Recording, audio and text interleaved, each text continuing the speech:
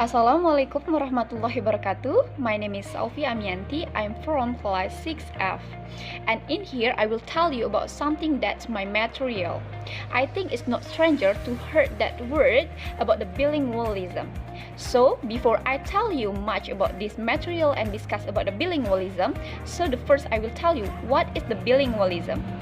Bilingualism in here is the existence of two different languages within the speech repertoire of either an individual or a society.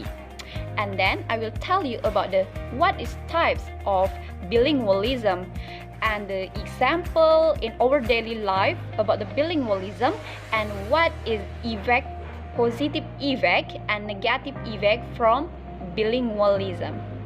Okay, the first I will tell you about the types of bilingualism in here.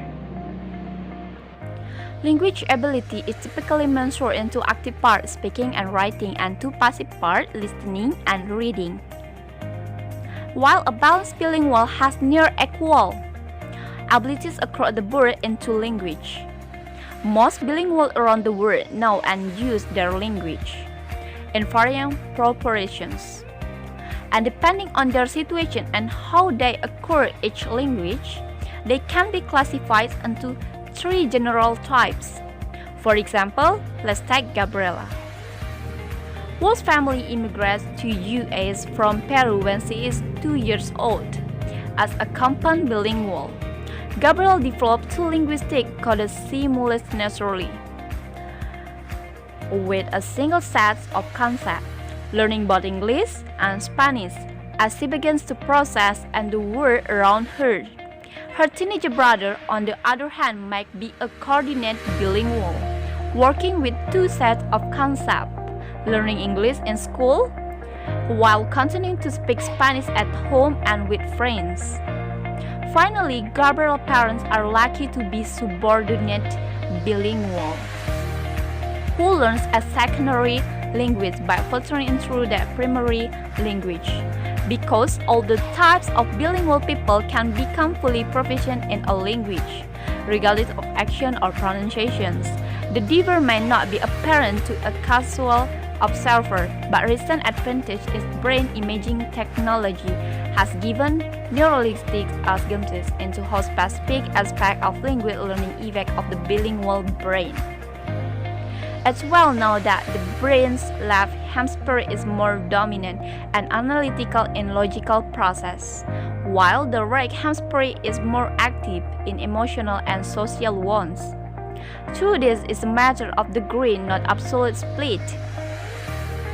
The fact is of linguists involve both types of the functions, while intelligence develops gradually with age. And then examples of bilingual societies, and in here some countries use a bilingual societies in their life.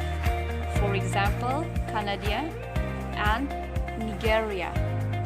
The first country example of bilingual is Canada. The Canadian society, which acknowledges and uses French and English, assigns a function to the two languages. It chooses both French and English as official language and language of instruction.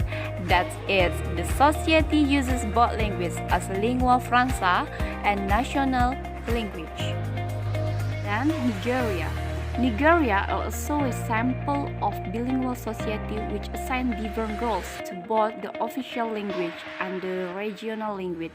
English has the role of official language, while the regional language have the rules of instructions.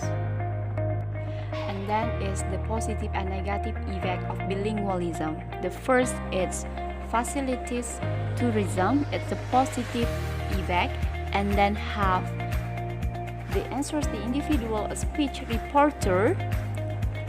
And then here the last is about the job acquisitions.